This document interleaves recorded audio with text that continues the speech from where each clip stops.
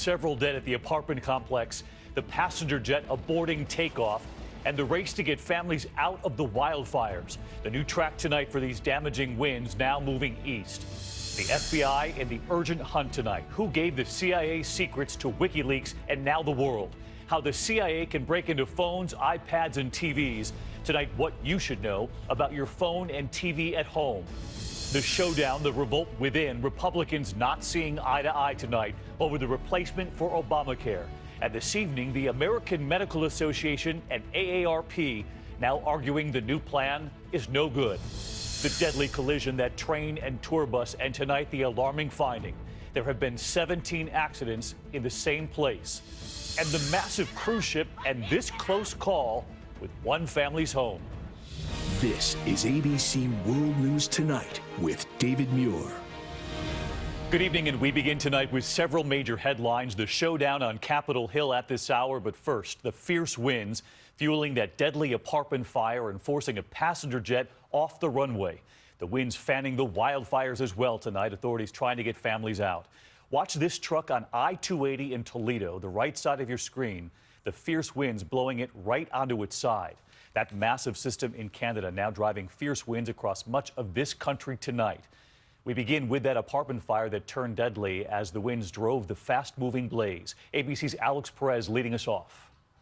Tonight, high winds on the move, turning deadly in the upper Midwest. There are civilians jumping out of the windows at the location. Gusts as high as 68 miles an hour, fanning the flames at this Detroit apartment complex, killing 5. It was a horrendous fire to fight. So we've got these high winds, and it just drove that fire right through the building. A plane carrying the Michigan men's basketball team and their families aborting takeoff, sliding off the runway. No one was hurt. Winds snapping huge trees. Some 600,000 people in the Detroit area without power. Semis overturning from Wisconsin to Ohio. This tractor trailer flipping on Interstate 280. The driver is okay. Those winds, part of the same system fanning the wildfires in the Great Plains.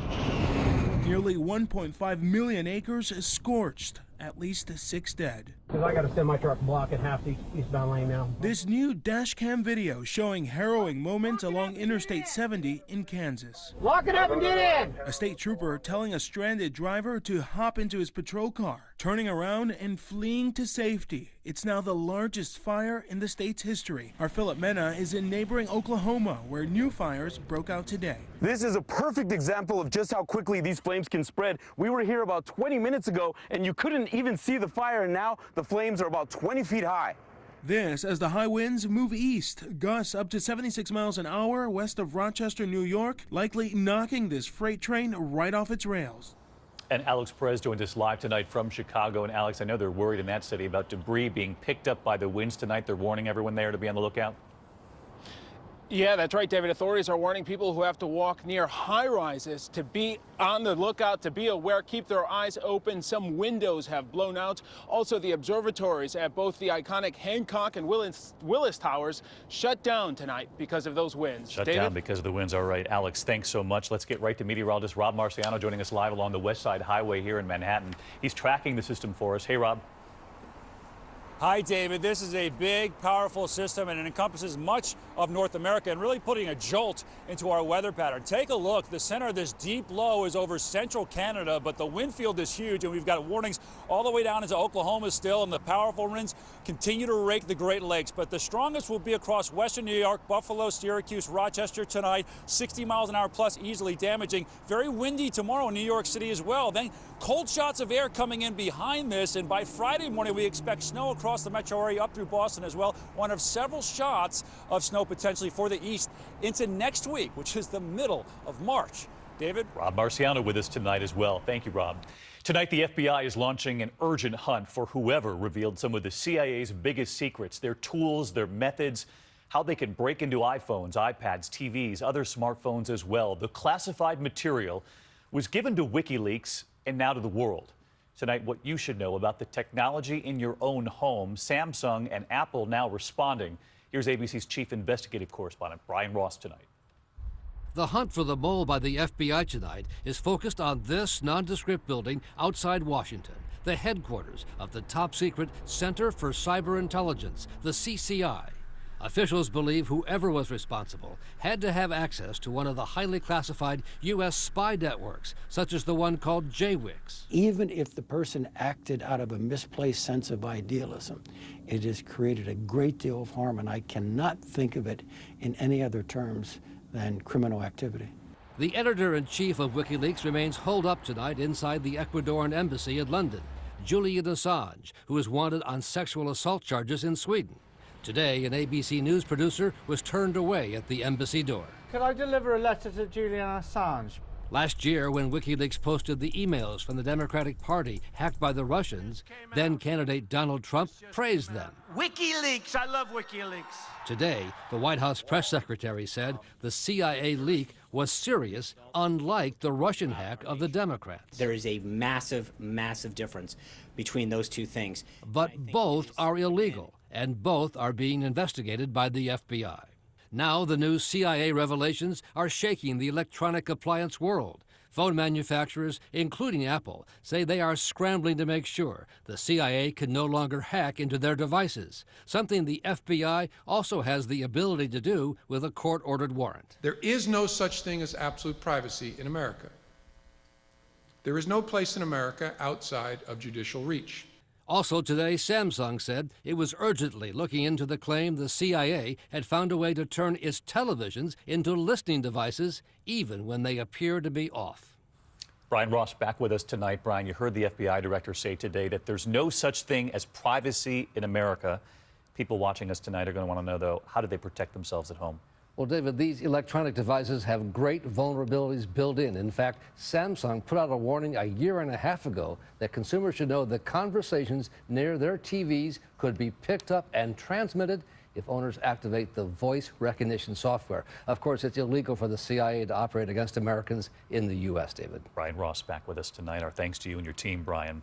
We turn next to the showdown on Capitol Hill tonight over Obamacare, the Republicans' new plan to replace it now. There is division within the Republican Party, some saying it is Obamacare light. We have reported on voters expressing their fears about losing their health care at town halls in this country. And tonight, the American Medical Association and AARP are both weighing in, saying this new plan won't work. ABC's Mary Bruce on Capitol Hill. Tonight, with his health care plan under siege from Democrats and Republicans too, House Speaker Paul Ryan is trying to calm the storm. I have no doubt we'll pass this because we're going to keep our promises. We're going through the inevitable growing pains of being an opposition party to becoming a governing party. But now the nation's leading healthcare groups are piling on, joining AARP to denounce the plan. In a letter to Congress, the American Medical Association citing the expected decline in health insurance coverage and the potential harm it would cause to vulnerable patient populations. President Trump has promised insurance for everybody. He has committed that no one will lose their insurance. Everyone will have access to coverage. Everyone will have access to coverage. He's assured that. But some White House officials say that's just a goal, not calling it a guarantee. One early review of the plan projects that up to 10 million Americans could lose their insurance. The American public still wonders with great anxiety what is going to happen to them personally. On Capitol Hill today, a group of West Virginia miners and healthcare workers. President Trump repeatedly reached out to miners and won West Virginia by an overwhelming margin. But many of those here today worry they could lose their health care if this plan goes through. I have insurance now, but I'm probably going to lose it unless this is fixed. What's your message to lawmakers who are pushing this bill forward? Leave it alone. We brought her concerns to West Virginia Republican David McKinley. So your message to these West Virginians is? Relax. Relax.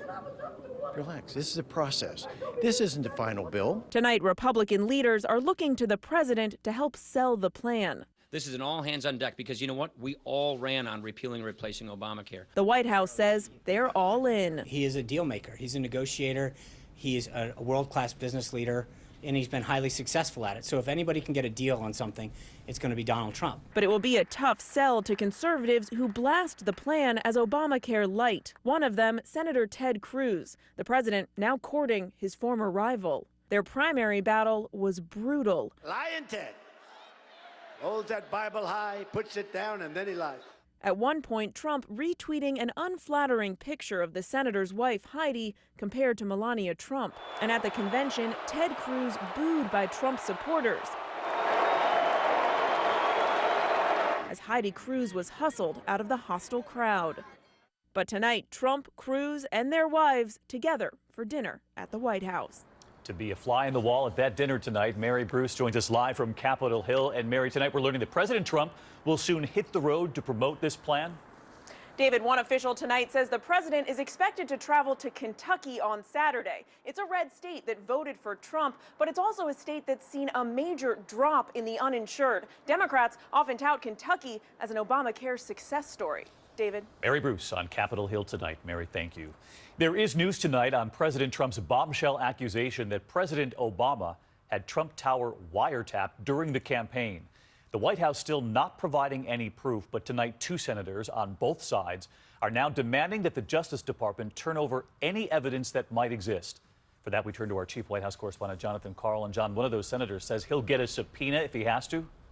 David, these senators, Republican Lindsey Graham and Democrat Sheldon Whitehouse, are basically calling the White House's bluff on this. The White House has refused to provide evidence, saying it is up to Congress to investigate. So they're saying they will investigate. And because it is the FBI that would have done any wiretapping, their first step is to simply ask the FBI if they did it. They want to get the FBI on record, either admitting it happened or, much more likely, saying definitively that it didn't. As for FBI Director James Comey, he was in Boston today giving a speech, and although he did not address this issue, he suggested that he intends to fill out the rest of his 6.5 years left on his term, putting to rest speculation, David, that he would resign. All right, to be continued. John Karl live at the White House tonight. Thanks, John. Next tonight, the leaders of 140 Jewish community centers speaking out tonight about the wave of anti-Semitic threats, asking federal law enforcement to do more to stop them. 4 more anonymous bomb threats against Jewish community centers today, at least 133 centers and schools in 33 states since the beginning of the year receiving threats. Those threats forcing evacuations of children and adults, and tonight the JCC has now written to Attorney General Jeff Sessions. They are expressing frustration with the progress in resolving the situation.